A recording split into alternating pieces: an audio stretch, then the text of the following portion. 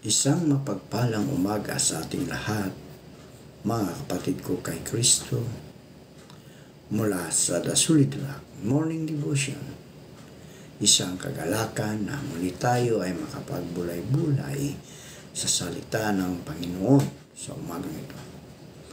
Mga ilang minutong pagbulay-bulay ng mga salita ng Panginoon upang papurihan at sambahin ang ating Panginoong Hesukristo. Tayo po ay manalangin. Ama naming Diyos na makapangyarihan sa lahat, marami pong salamat sa isang gabing nagdaan na kami ay iyong iniingatan sa aming pagtulog. Maraming salamat, Panginoon, sa muli mong pagising sa amin sa umagang ito. Maraming salamat na binigyan mo kami ng buhay, ng lakas at ng karunungan. Sa umagang ito, Diyos, patuloy naming inilalapit sa inyo ang aming mga kaibigan na may mga karamdaman. Patuloy mo silang abutin at pagalingin upang sila, O Diyos, ay magkaroon ng kagalingan at manumbalik ang kanilang mga lakas na nawala. Kami din inilalapit sa inyo, Panginoon, ang mga kaibigan namin na nagtatrabaho sa mga lansangan, ang mga nagwawalis ng kalsada, mga enforcer, traffic enforcer, mga drivers. Lord, ingatan mo sila, proteksyonan mo sila sa anumang klaseng kasamaan, Panginoon. Ilayo mo sila sa mga pagsubok, sa mga tukso. Amin inilalapit sa inyo, Panginoon, ang aming mga kaibigan na naliligaw ng landas, nasa mga bilangguan ngayon. Panginoong Diyos, nagkasala man sila, patawarin mo po sila, O Diyos, at ingatan mo sila sa loob ng bilangguan.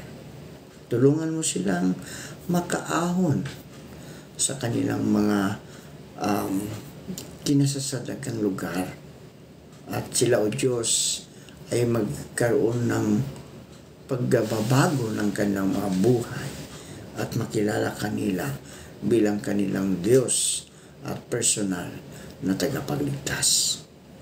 Panginoong Hesus, patuloy ko rin itinataas sa inyo ang mga kaibigan namin, mga magsasaka, na sila ingatan mo sa kanilang pagsaka, sa kanilang pagtatanim ng palay, ng gulay, ng prutas at iba pa, upang marami pong maaani at maraming makakain ang bawat tao dito sa aming mundo.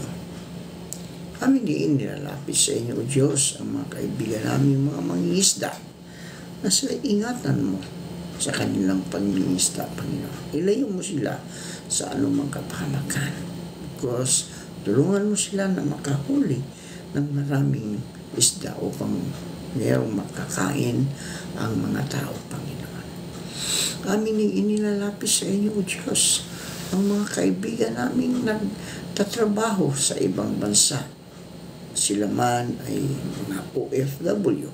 Ingatan mo sila, O Diyos, at ilayo mo sila sa anumang kapahamakan. Tulungan mo sila, Panginoon, dahil malayo sila sa kanilang mga mahal sa buhay dito sa Pilipinas, upang kanilang mabigyan ng maayos na buhay ang kanilang mga mahal sa buhay. Kaya naghihirap sila na mapalayo sa kanilang mga mahal sa buhay, Panginoon, dahil gusto nilang na magkaroon ng magandang buhay ang kanilang sambahayan. Amin din inilalapit sa iyo, O Diyos, ang mga kaibigan namin naghahanap ng trabaho. Ito man ay lokal o abroad, naway makasumpong sila ng trabaho sa tulong ng iyong banal na Espiritu.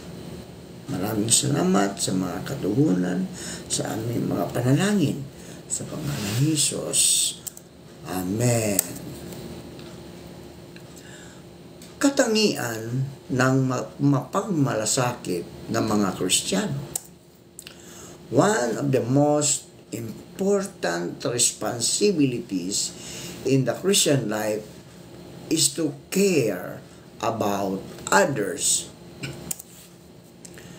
Ayon sa Gawa 11, talatang 29 hanggang 30, ng panahong iyon, dumating sa Antioquia ang ilang propeta mula sa Jerusalem. Tumayo ang isa sa kanila na ang pangalay Agabo, at sa kapangyarihan ng Espiritu ay nagpahayag na magkaroon ng matinding tagutom sa buong daigdig. Nangyari nga iyon noong kapanahunan ni Emperador Claudio.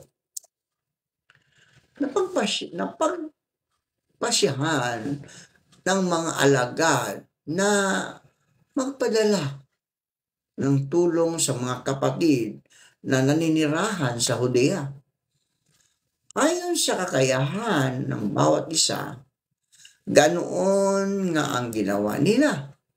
Ipinadala nila ang kanilang tulong sa mga matatandang namumuno sa iglesia sa pamagitan nina Bernabe at Saulo. May 5 bagay na matutunan mula sa iglesia ng Antioquia. Ang simbahan sa Antioquia ng Syria, una, dito unang tinawag na Kristiyano ang mga mananampalataya. Doon una tinawag ang mga unang Kristiyano, no?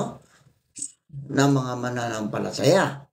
Ang pangalawa, sa pinaghalong Hudyo at Hintil. Pangatlo, ang simbahan sa Antioquia ay naging matabang lupa para sa paglago at paglaganap ng Kristyanismo. Pang-apat, isang modelong kongregasyon sa mga unang araw ng bagong simbahang Kristiyano. Ang mga Kristiyanong nagmamalasakit ay ang mga Kristiyanong tumutulong sa lahat ng paraan. Ayon sa Gawa 20, talatang 35, sa lahat ng pagkakataon, ipinakita ko sa inyo na sa pamagitan ng ganitong pagtatrabaho, ay dapat inyong tulungan ang mahina.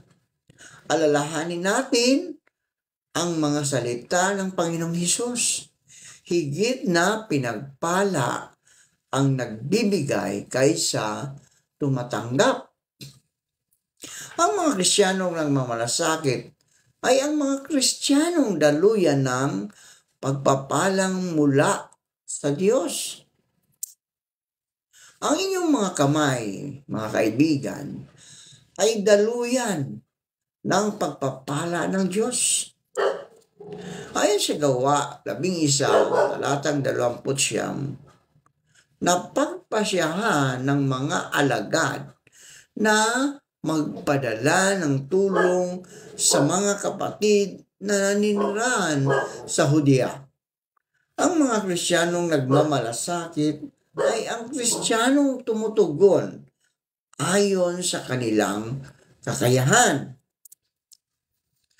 Sa Gawa 11:29, ayon sa kakayahan ng bawat isa, ang mga Kristiyanong nagmamalasakit ay ang mga Kristiyanong nakatalaga ang buhay sa Panginoon.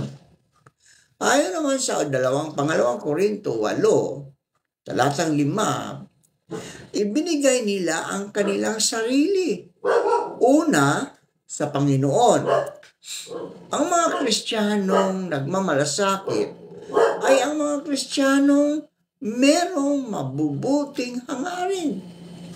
Ayon sa 2 Korinto 9, talatang 7, ang bawat isa ay dapat magbigay ayon sa kanyang pasya, maluwag sa loob at hindi napipilitan lamang, sapagkat iniibig ng Diyos ang nagbibigay ng may kagalakan.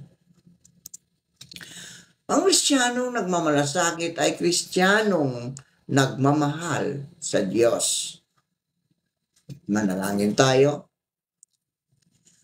Marami pong salamat, Panginoon, sa mga salitang aming napagbubulay-bulayan. Salamat sa mga Kristiyanong patuloy na tumutugon sa iyong kalooban na pagmamalasakitan ang iba. Tulungan ang iba, mga nangangailangan.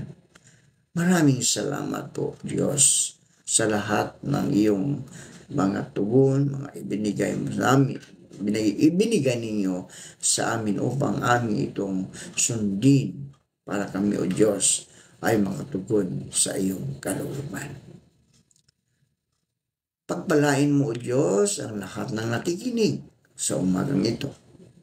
Patuloy mo silang gabayan, ilayo sa anumang kapahamakan. Ikaw, O Diyos, ang siyang maghari sa bawat puso ng nakikinig sa umagang ito. Ingatan mo sila, O Diyos, sa kanilang pagpasok, sa kanilang mga trabaho, anuman ang kanilang mga ginagawa. Pagpalain mo, O Diyos, at ingatan.